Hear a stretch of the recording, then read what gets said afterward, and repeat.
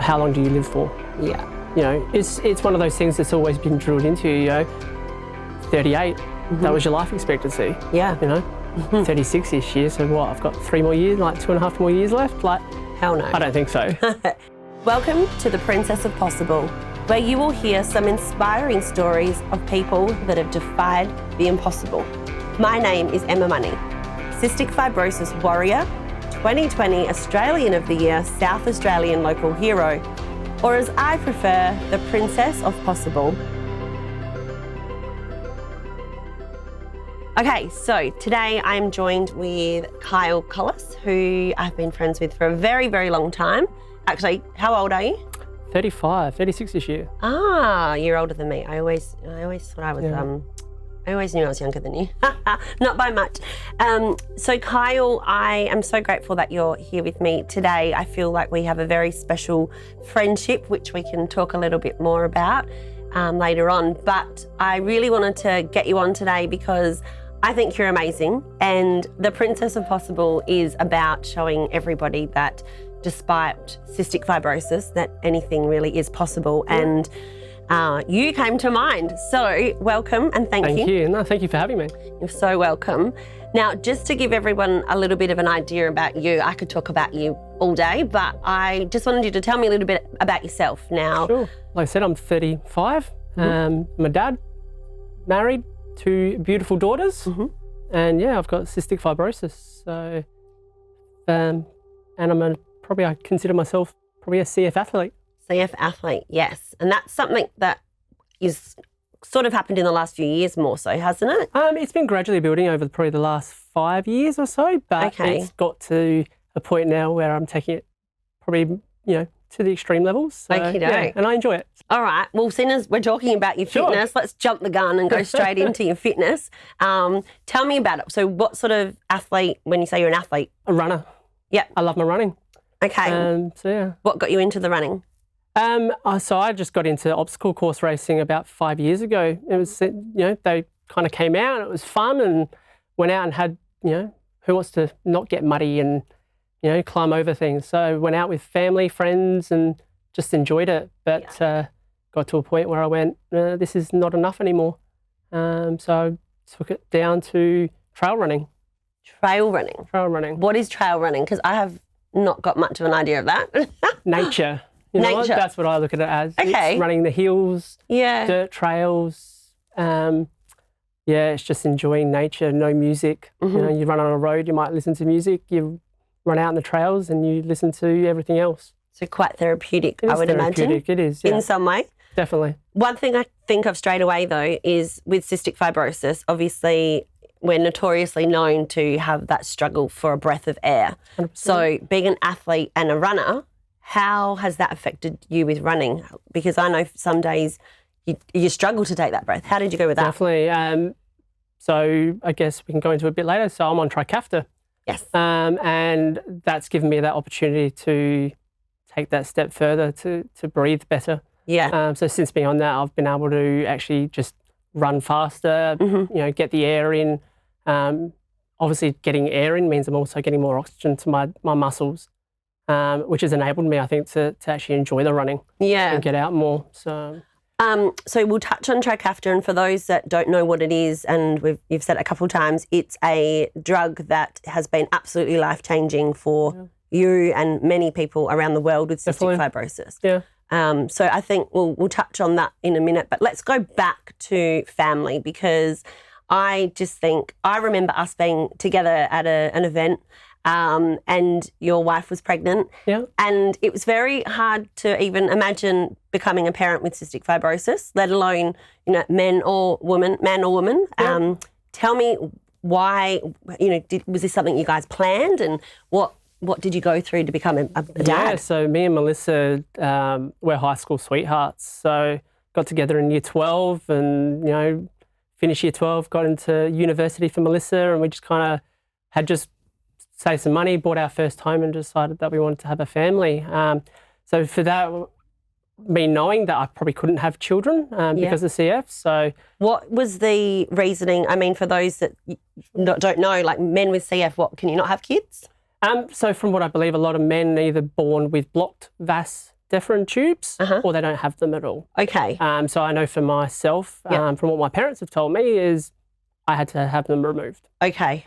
So I knew that I couldn't. We still went through the testing and everything through an fertility clinic. Yeah. And that was our first kind of step and went, okay, how do we do this? Mm-hmm. And did Melissa, this is something I always think of as well, as a parent and knowing you're going to be having children together. And I mean, if you Google cystic fibrosis, it's very scary and confronting. So planning a family potentially, but then was there ever any fear that you might actually not be here to see these kids grow up? 100%. And how did you guys talk about that? Still, yeah. It was one of those things we just had that bit of a chat about. But to be pretty brutally honest, we didn't let it stand in our way. Yeah. It was more, hey, will our kids have CF? Right. So that's sort of an attitude. That was the attitude more. I didn't want my kids to have CF. No. So Melissa was tested and made sure she didn't have any of the genes, and she didn't. So. Okay. And what sort of things did you have to go through for testing, just briefly? It was just a blood test. Oh, is that it? Yeah, that was all that was for genetic testing. So we did that, had blood tests, came back fine, and then it was going through saving some money. Yes. Not cheap. So, and then, going through the cycles. So Charlie Rose, my first daughter, she was the first go. Oh, wow. Which was amazing. So is that not very, it's not very from common. From what we know, I think it just kind of swings either way. It just depends on the health of mum and, be honest, also sperm as well. You just don't know. So. You just don't know. Yeah. Wow. So, and how old is Charlie Rose? Charlie Rose is now 9. Okay. Yeah. And how did she go when she was born, I guess, for you? Has there been times you've been unwell? And I should say both girls. Yeah. How did the girls go seeing dad sick, and how have you managed that? They've just grown up with it. It's different. It's actually funny, we talk about this often, where Charlie's grown up pre-Trikafta. So she's seen me having to have IV treatments and nebulizers all the time and everything else, whereas I started Trikafta about 4 years ago. Yeah. And Scarlett is now 6. So from what she's seen, she actually asked a lot more questions about, hey, what are you, what's that neb you're having? Or what's that needle in your chest and what are you doing? Why are you having those syringes? Yeah. She hasn't seen me sick, really. And I was going to say, is that because when obviously you had Charlie, that you were quite often... Yeah, I was. I was having hospital admissions every 4 to 5 years. Yeah. And now I'm down to 1. And that was in November. 4 to 5 years or months? Sorry, 4 to 5 months. I was going to say, hold on. Yeah. So 4 to 5 times a year. Yeah, right. And then now, once a year maybe. Wow. And that was in November. Prior to that, it was almost 18 months before that. Wow. So while we're on the good health path, Trikafta, this drug, tell me about it. I am not eligible. Well, I am eligible now, but as I said before, I've seen stories of people be listed on the transplant list because they've got to that point in life and they've been granted compassionate ground access to the drug, and now they're off the list and they are. I've seen living healthy stories of those. Yeah, it's been amazing. Yeah. So tell me, how did you start it and why did you start it? I'm so intrigued. I was always talking to our CF doctors and saying, hey, if there's a drug trial that comes up, let me know. Yeah. I want this. Yeah. Whether it works or not, placebo, whatever it is, I want it. Yeah. And I remember the text message coming through saying, hey, this is what it is. They have to send it to everyone. Yeah. And I called up straight away and said, yep, on. And they went, do you not even want to see the information pack? I don't care. You just want it. Just I want it. Gimme. Yeah. Did all that, went through that and started, which you didn't know whether you were taking placebo or the medication. Right. Were you nervous? Yes and no. It was kind of like, hey, well, if I'm on it, great. Yeah. I'll see, some hopefully improvements. Didn't expect much. If I'm not, whatever, eventually I'll get on it. Yeah. That was what the trial was. Yeah. And within the first month, I had what is called, among a lot of CFs that are on it, called the purge. What's the purge? Basically a month's worth of coughing up gunk. Wow. And it's almost like you've just coughed up, I don't know, years and years of sticky, gross phlegm. Yeah. So kind of like a good cleanse. It was a good cleanse, yeah. It was amazing. I just coughed all this stuff up and suddenly I went, I'm not coughing anymore. Yeah, right. And it was a month later, I went and ran my first 5K at the fastest I've ever run 5K. Wow.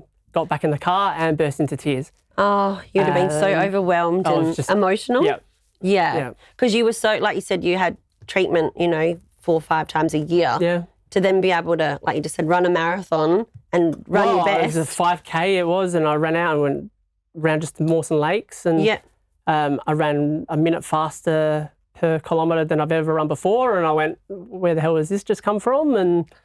And just went, wow, and continued on running from there more, because I just went, if I can do this now, what else can I achieve? So you're having, I guess I always like to pull back to CF side of it. You know, CF definitely has not stopped you from, obviously there's been hurdles along the way, and we'll go into some of that in a minute. Sure. But I think, by the sounds of it, as soon as you start taking this drug, you had this big cleanse through your lungs, and it's almost like a whole new lease on life, maybe. It is. It really is a new lease on life. It's exactly how I looked at it. It went, what, everything's just changed. And in that instant, you just kind of know everything has literally just changed for you.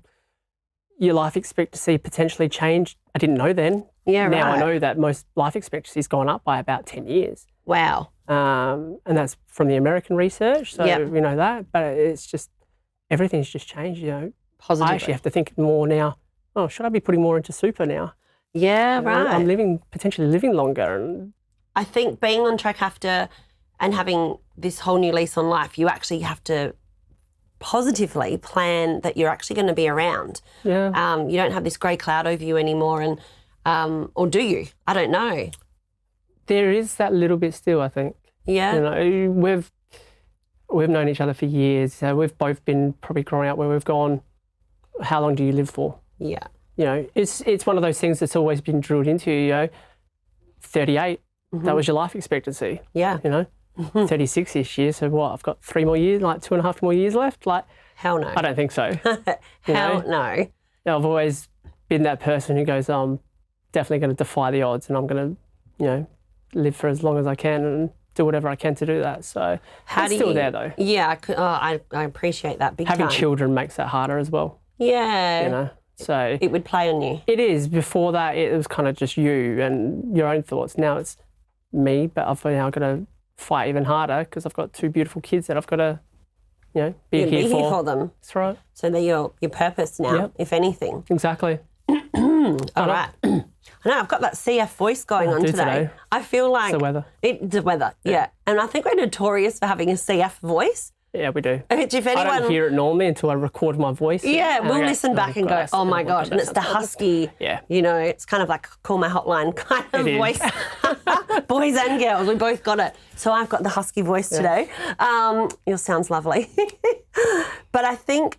Talking about Track After, it's obviously saved your life. We've just been on when I say we, the entire CF community around Australia has been on a epic battle with the government fighting for the drug. Yep. I think it's been about 3 years or so. Yeah, and we've finally had it approved on our pharmaceutical benefit scheme. Yes. So for those that don't know what that means, it means we can actually access it at an affordable price because...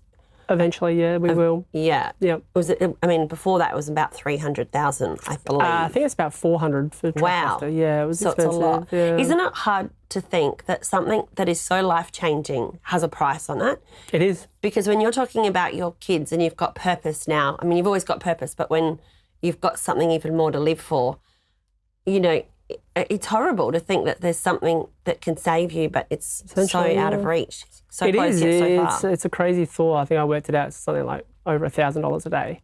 Wow, just for that. Just for that. So when we talk about a day, that's one drug. What else do you do? Like, what does a day in the life of Kyle look like from a CF perspective? Yeah, Pre-Track After. Pre-Track After. I was getting up in the morning, probably 2 nebs. Yeah. And a bunch of tablets. I've always been one that I'll admit that I'm not a model CF. I'm not. No. I know. I'll do my nebs and I'll do Ventolin to open the lungs, and I'll do hypertonic saline to help clear the gunk off, and then my antibiotics. I won't do physio. And I know most CFs these days will go, whoa, hold on, especially I don't either. It's all right. You're preaching to the choir. I run though. Yeah. And I've talked to the physiotherapists at the RA and everything else, and they've always said, if you're not running, do your physio. Right. If you're running, that is physio. Yeah. You're breathing harder. You're working those lungs. You're working those lungs anyway. Yeah. And then obviously it's a lot of tablets. Yeah. In the morning, I take my Creon during the day. So for those that don't know, Creon is for my pancreas that doesn't work. Mm-hmm. I'm also CF-related diabetic. So add that into the mix. And that's slowly getting worse. Yeah, so I take insulin morning, long-acting and short-acting during the day. Okay. And then nighttime, back on the nebs. Yeah. And full-time job. It is. So that's pre-Trikafta. It is. But is that kind of still how it is? It is still how it is, yeah. I think a lot of people look at Trikafta and go, it's a cure. It's not a cure. No, we need a cure still. We still need a cure. Yeah. But Trikafta it's there and it's great. Yeah. I'll be for one that it's great for me. It's been a miracle for me. It may not be a miracle for everyone. No. And a lot of people need to just realise that, it may work, it may not, but it's something that's there. Yeah. And it does work. And that's why we needed the government to help us as well. So. Yeah. I think over the time, there's obviously so much research that gets done that it's like almost like the tablet is a bit of a time saver. Take Trikafta or Cambie and Symdeko, which were prior to that. I'm on Symdeko, and I just remember thinking, oh my gosh, I can go breathe in and out, and I'm not coughing. Yeah. And I've got this. I can breathe, and it sounds like Trikafta's much of the same in your sense. It is the same. It's just the difference is it worked for my genes, whereas Symdeko didn't work. So what gene, not that we're going to go into specifics, because to be honest, I only learned a few years ago what gene I was, and it's irrelevant, but I know some people are interested. What gene do you have? So I've got one Delta 508. Yeah. I couldn't tell you what the other one is, though. There you it's go. about this long. So, not very long. Means, okay. So I'm a double Delta 508. I just think that sounds cool. I sound like a secret spy or something. Maybe we should talk in code like that from now on, gene names. So let's go back to the back in the day, because I know growing up with CF, we have so many memories we can probably reminisce on, and probably something I want to touch on, which isn't a great thing to talk about, but I think it's so important for people to probably hear. And, I know we've talked about it sadly, but we spent so much time in hospital. Tell me about some of your memories of being in hospital and what that socially was, what it was like in hospital socially, because that was a big family we had back then. Massive family. And that's what it was. It was a family. Yeah. You go into hospital, spending 2 to 3 weeks at a time, and you grew up with what I would call my brothers and sisters. Yeah. It's funny, I've got these amazing memories, to be honest, of spending time in hospital, whether it was, running amok, eating lollies till goodness knows whatever hours in the morning, growing up with a lot of the older CFs that, I knew at the time, playing cards and everything. I also swapped hospitals from the Women's and Children's to the Modbury Hospital, where I became friends with, other CFs that you wouldn't see very often. And why did you move hospitals? I actually can't remember now. Okay. Yeah, it's an interesting thing. I actually had this conversation with someone else the other day, and I can't remember why. Yeah. Bullying, maybe. Yeah. I think I do remember some of that. But, I moved back to the adolescent when I turned 15 and caught up with a lot of old friends again, ones that, sadly have passed away now. Yeah, that's something we have experienced, I think, way too much. Way too much. I think, how old were you? I mean, for me, I remember I was about 6. About the same. Yeah, when we first lost someone with CF. And for me, it scares the hell out of me. And I think that, if anything, makes you want to go above and beyond and, dare to be different and kick down doors, because you don't want CF to stop you from something. And I think we see our friends, family, as you say, and then we're family, suffering so much. It's so hard. You don't want that to happen to you. And no, definitely. Lung deterioration is ultimately what happens with CF in a roundabout way to some degree. It is. Each infection knocks off that lung, damages your lungs. Yeah. And it's like, is this infection going to cause me some loss of lung function? That's right. Lung capacity. And we've been lucky. We're still here holding the torch for so many of our friends. But tell me, and I'm going to push you because I do that, tell me who is the most, there are so many, who is probably the most important person with CF that you lost, and tell me about that. So her name was Jess. So I grew up with Jess, obviously through, Women's and Kids Days.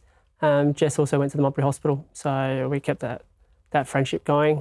We eventually lost probably contact for a while. Yeah. And eventually back at the adolescent ward with the Women's and Kids, just rekindled that friendship, and yeah, that was it. So most of my hospital memories are amazing with her. You know, I used to drive, so when we were at the Royal Adelaide, the old Royal Adelaide Hospital, same time. Yeah. She'd go to work, I'd go home, and then swing past them. I used to drive in, so I'd swing past, pick her up from work on the way through, and I always remember because she used to work at Cafe Primo's, and I'd get, huge garlic prawns with extra prawns, and it was amazing. And we'd go back at, 9, 10 at night, and we'd sit there in each other's rooms and just chill. So this is why you'd be going through hospital. And you would have, because some people aren't aware that we would be allowed to have, I guess, day passes. Yeah. So you'd both still go about your day. Yeah, 100%. So Jess, you're saying she'd go to work, you'd drop her to work, but you've actually not left home, you've left hospital. That's right, yeah. So a bit like a work wife, I guess, in a way.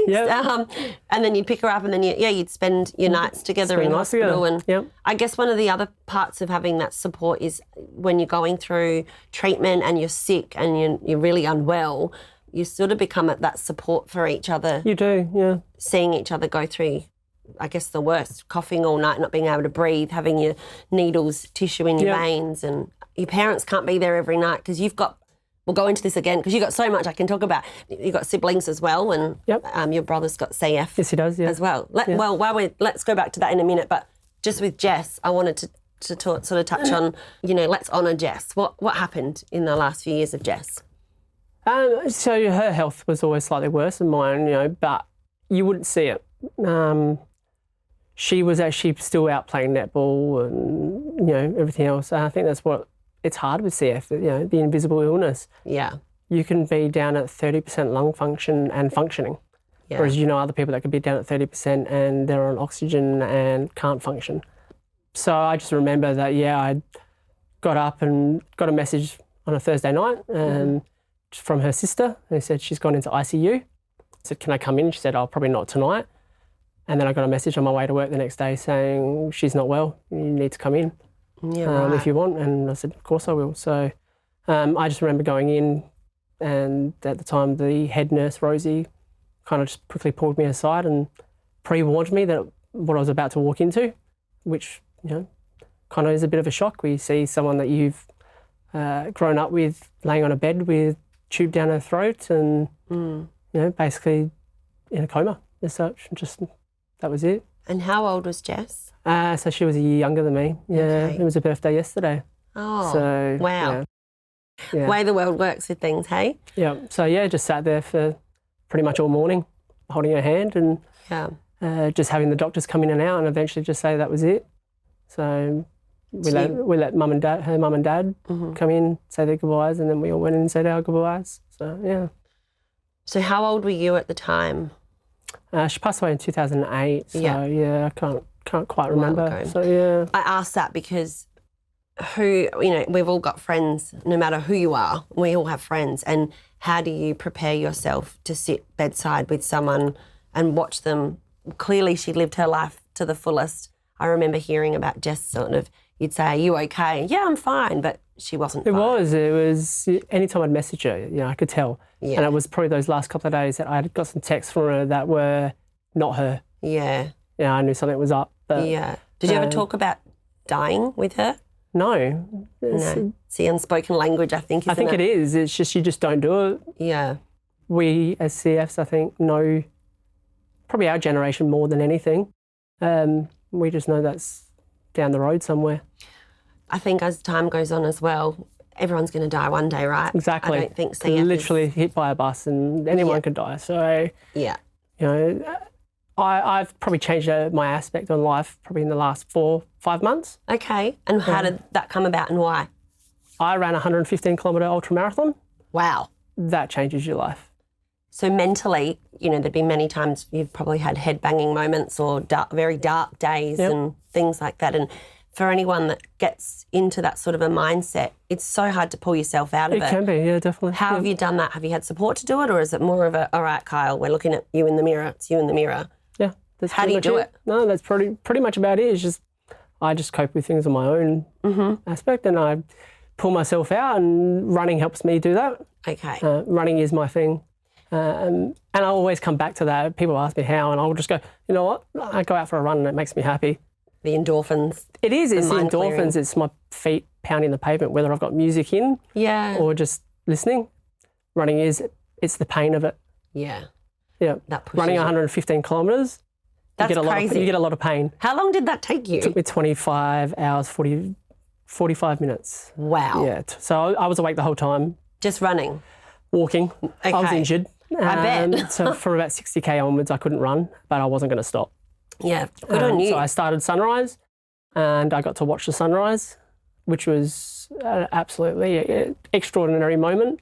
Oh, and that was at the end of it? That was at Victor Harbour we finished. Wow. And got to hit the bluff at Victor Harbour and watch the sunrise on the beach there and finished the last 5k off. So what an achievement. Well done. You should be very proud. That is amazing. And I've done it.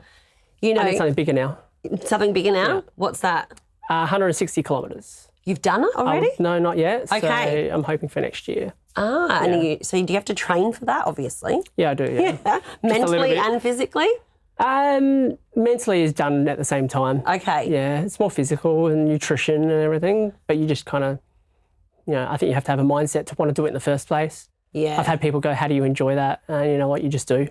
And like I said, that's so important. If your mindset is there, then the rest sort of follows. It is. I've taken Trikafta and I've gone, okay, I can achieve something now. I can go out and achieve what most CFs probably wouldn't even fathom, let alone anyone else that doesn't have CF.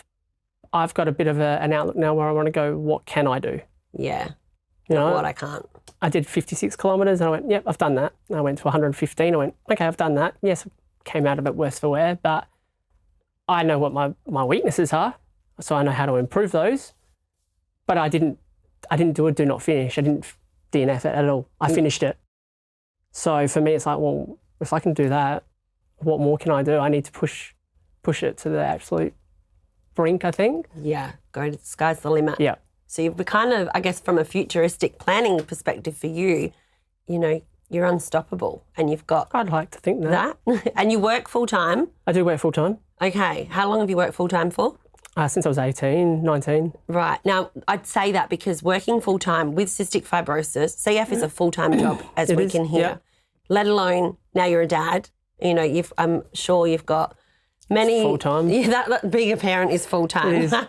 Add a couple in there. You're very busy. So you've got the girls, you've got your beautiful wife, Melissa. Yes. You've got your family. So I just want to touch on even your family, who are a beautiful family, and your brother. I have memories of you and your brother, but I just want to know, just briefly, we don't have to go into it too much, but how is it growing up with a brother with CF? Like, it's not as common, or is it common? I don't know if it is common. But like we went through hospitals together, but at the time his health wasn't as bad as what mine was, which is odd. So I still had more hospital admissions than what he did, and I know probably that my younger brother, so I've got a third brother as well, who doesn't have CF, he actually probably felt more left out than anything. Yeah, I bet he did. So me and my middle brother, we spent time with hospital, or mum and dad, spending more time on us because of treatments, and I remember getting up for school and having dad do physiotherapy on me in the mornings and at night, and so he's got his own life now, and he's married and building his first home, which is amazing for him. It is amazing, and I think I know it's crazy. Anyone that's got kids or has a brother or sister, we can remember growing up. Like, it's crazy growing up together with CF and what that would have involved for your parents. Yep. How amazing that they've brought you guys up, all three of you, but particularly for you and your brother to have such a good mindset, to have your own lives, your own beautiful families. That is amazing. Yeah, it is. So a couple of other things let's go through. For people, especially men with cystic fibrosis, what advice would you give them as far as going down the path of becoming a father? Because for yourself, obviously, there was the battles and I guess mentally, emotionally, physically, there's a lot of people have an I cannot attitude, or I can't do things. Yep. Parenthood is a blessing in so many ways, and CF hasn't stopped you. So what advice would you give to somebody, not even just with CF, but even maybe there's guys out there that want to become a dad one day and may feel like there's obstacles? How did you get around that? Everyone has their own reason for why. My reason is I wanted to have kids. I've always wanted to have a family. And you know what? It's been the best thing ever.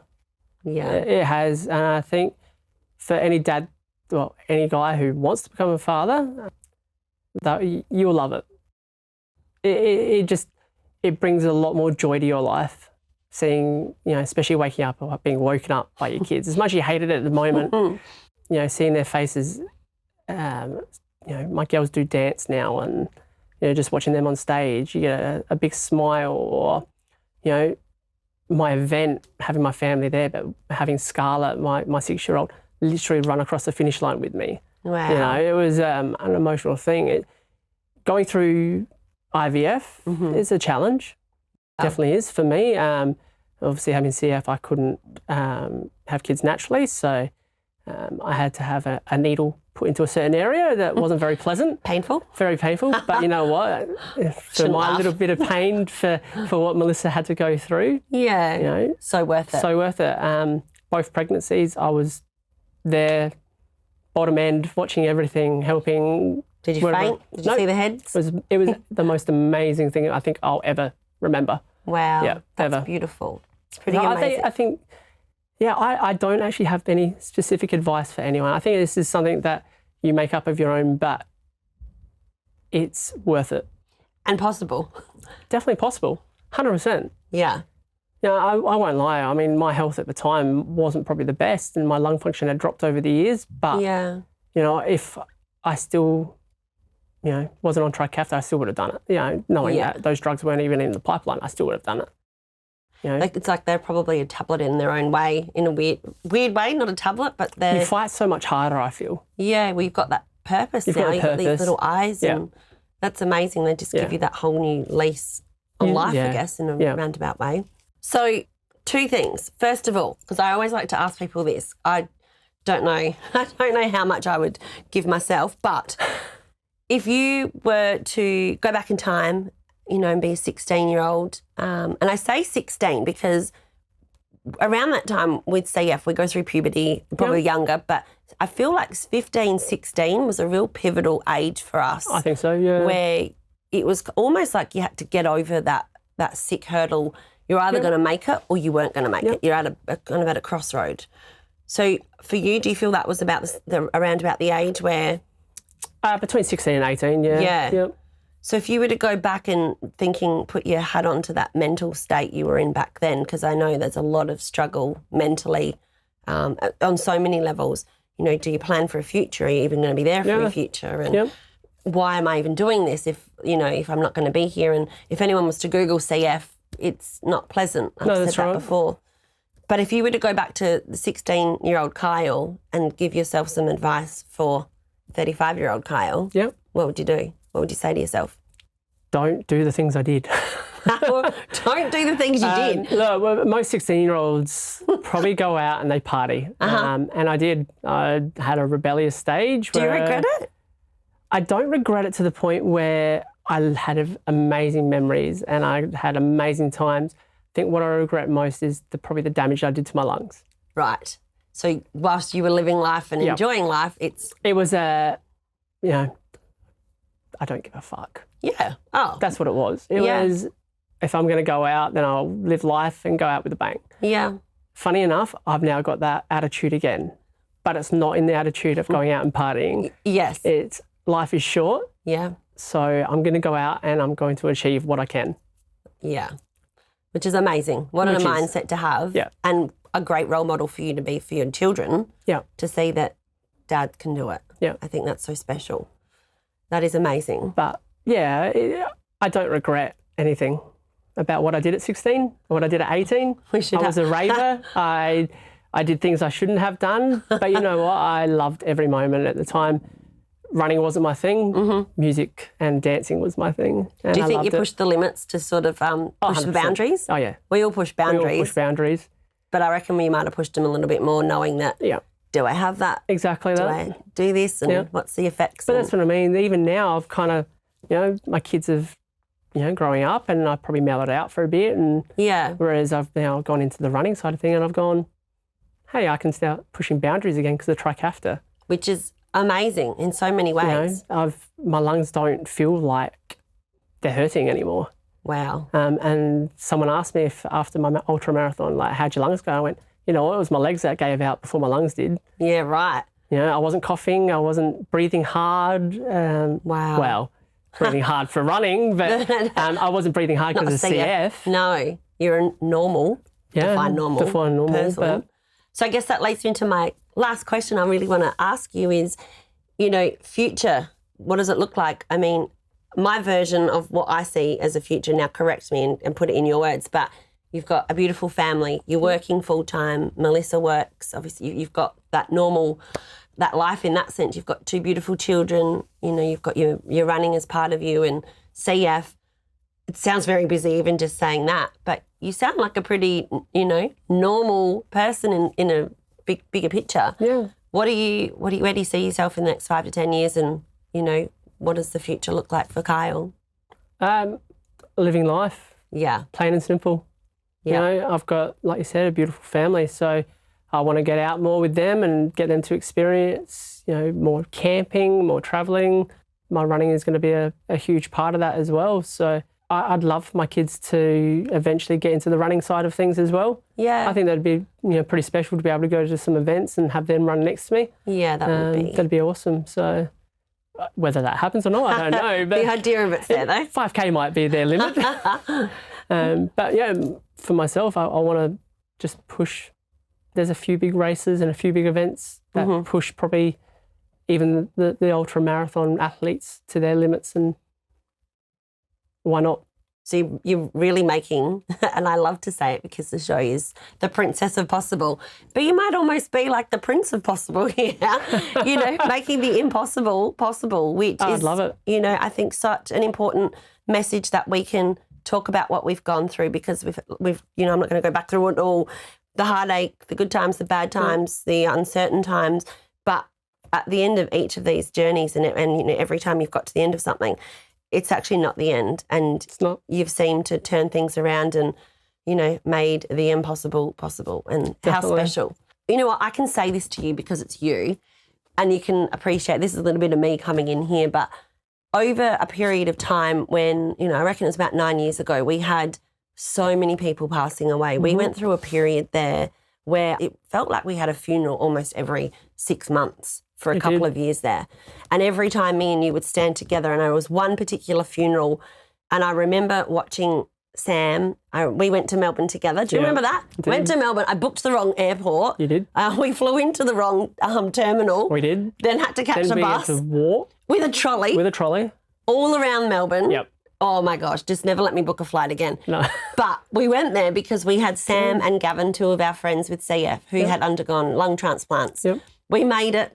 I think we went to a sex shop and bought Sam nipple tassels and wanted to lighten the mood in intensive care. Yep.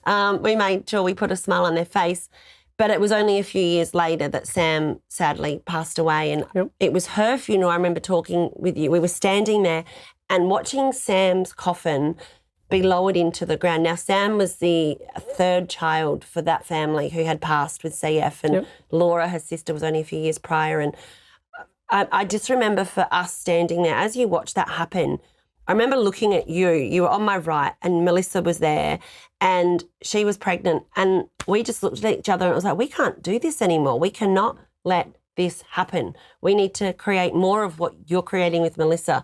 We need to show for anyone, if not Sam and all the others that have passed, that CF, whether we can't help when we're sick and we can't make those decisions, but what we can do is lead big, busy lives and, you know, kind of hold the baton for those that can't do it anymore. So for me, I feel like you and I have got this special, I guess, role within our, you know, we owe it to our CF friends that are not here, because there's more than a dozen of them, that we do persist and go above and beyond and, like you said, you know, become unstoppable and push the boundaries, because that's sort of our job now. In a way, we've got to hold on to that legacy for them. Do you think that? Like it was hard. It is hard, you know, and I think we've gone from such a large group of people to just a few now. Yeah. And it literally is just a few. And probably fill up this room, fill couches. Almost, you know. Yeah. And I think that's part of why I do what I do. Yeah. You know, I run for me. Yeah. And there's always that little bit that goes, I run for them. And you also run for the others that are around you that you inspire. Yeah. Not just CF people. Yeah. Yeah. If I can inspire just that one person to go, why am I sitting on my ass feeling sorry for myself? Then that's all that matters, you know. Pretty bloody special that you can do Because that that's for what someone. we do it. I do it still, but I get back up. Yes. And that's what it's about.